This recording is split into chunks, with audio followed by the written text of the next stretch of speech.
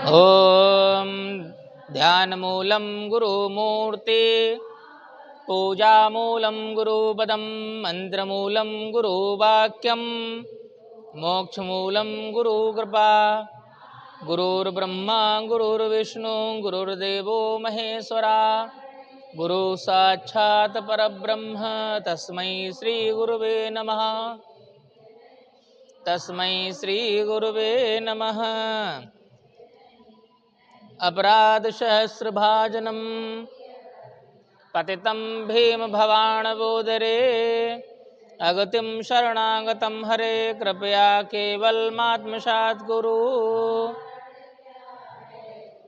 लक्ष्मीनाथसमारम्भां नाथयामुनिमध्यमाम् अस्मदाचार्यपर्यन्तां वन्दे गुरुपरम्पराम्। वन्दे गुरुपरम्परां। श्रीमन्नारायण नारायण नारायण भजमन्नारायण नारायण नारायण श्रीमन्नारायण नारायण नारायण। लक्ष्मी नारायण भगवान की जय। एकादशी महारानी की जय। एकादशी महात्म की जय।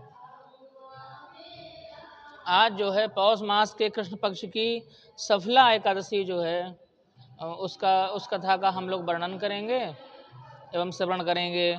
और इस वक्त अब हमारे मंदिर में भगवान का विवाह उत्सव रंगनाथ गोदाम्मा जी का बड़े ही दिव्य और भव्य तरीके से मनाया जा रहा है, जिसमें प्रातःकाल खीर खिचड़ी और चने का भोग 6:30 बजे लगता है और 7 बजे तक भगवान की मंगला आरती होती है। तत्पश्चात उसके पश्चात में वो भोग प्रसाद जो है सभी को वितरण किया जाता है।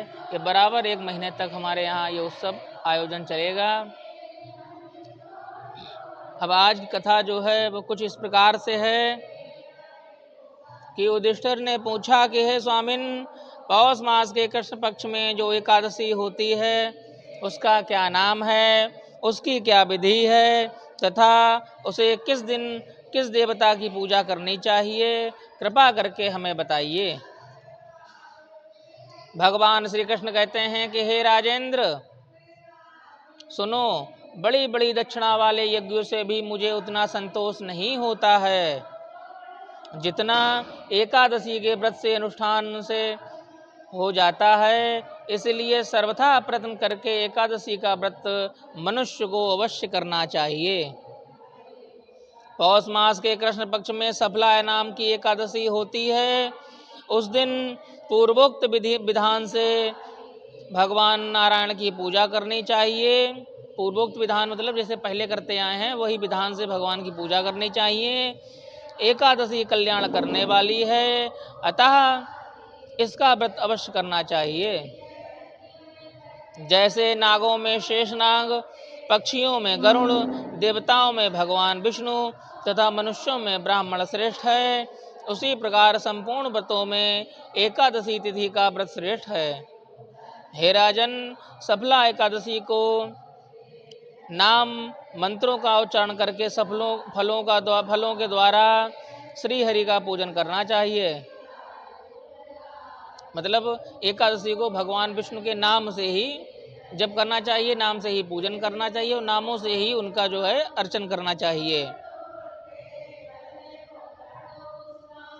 नारियल के फल, सुपारी, बिजौरा नींबू, जमीरा नींबू, अनार, सुंदर आंवला, लौंग, बेर तथा विशेषता आम के फलों से देव देवेश्वर श्री हरि की पूजा करनी चाहिए। इस समय जो भी ऋतु फल आते हों संभवतः जितने भी हो सके वो फल लेने चाहिए और भगवान की पूजा करनी चाहिए। इसी प्रकार धूप दीप से एवं भगवान की अर्चना करनी चाहिए। सफला एकादशी को विशेष रूप से दीपदान करने का विधान है। रात को वैष्णव पुरुषों के साथ में जागरण करना चाहिए। जागरण करने वाले को जिस फल की प्राप्ति होती है वह हजारों वर्ष तपस्या करने के पश्चात भी नहीं प्राप्त होती है। हे नृपश्रेष्ठ, अब सबला एकादशी की शुभ कारणी कथा का विस्तार से कहता हूँ, उसे सुनो। चंपावती नाम से विख्यात एक पुरी है, जो कभी राजा माहिष्मति की राजधानी हुआ करती थी। राजा माहिष्मत के 5 पुत्र थे। उनमें जो ज्येष्ठ था वह सदा पाप कर्म में ही लगा रहता था, अर्थात बड़े पुत्र जो हैं उनके, वो हमेशा पाप कर्म में ही लगे रहते थे। जैसे पर स्त्रीगामी और वैश्यास्त तथा उसके पिता का धन को पाप कर्म में ही खर्च किया। वह सदा दुराचार परायण तथा ब्राह्मणों का निंदक रहा है। वैष्णवों और देवी देवताओं की हमेशा निंदा की है। अपने पुत्र को ऐसा पापाचारी देखकर राजा माहिष्मत ने राजकुमारों में उसका नाम लुम्भक रख दिया। फिर पिता और भाइयों ने मिलकर उसे राज्य से निष्कासित कर दिया। लुम्भक उस नगर से निकलकर गहन वन में चला गया। वहीं रहकर उस पापी ने प्रायः समूचे नगर का धन लूट लिया था। एक दिन जब वह चोरी करने के लिए नगर में आया तो रात्रि में पहरा देने वाले सिपाहियों ने उसे पकड़ लिया, किंतु जब उसने अपने को राजा माहिष्मत का पुत्र बतलाया तो सिपाहियों ने उसे छोड़ दिया। फिर वह पापी वन में लौट आया और प्रतिदिन मांस तथा वृक्षों के फल खाकर जीवन निर्वाह करने लगा। उस दुष्ट का विश्राम स्थान पीपल वृक्ष के निकट था। वह बहुत वर्षों का पुराना पीपल का वृक्ष था। उस वन में वह वृक्ष एक महान देवता माना जाता था। पाप बुद्धि लुम्भक वहीं निवास करता था। बहुत दिनों के पश्चात एक दिन किसी संचित पुण्य के प्रभाव से उसके द्वारा एकादशी के व्रत का पालन हो गया। पौष मास में कृष्ण पक्ष की दशमी के दिन पापिष्ठ लुम्भक ने वृक्षों के फल खाए और वस्त्रहीन होने के कारण रात भर जाड़े का कष्ट भोगा। उस समय न तो उसे नींद आई और न ही आराम मिला। वह निष्प्राण सा हो गया था।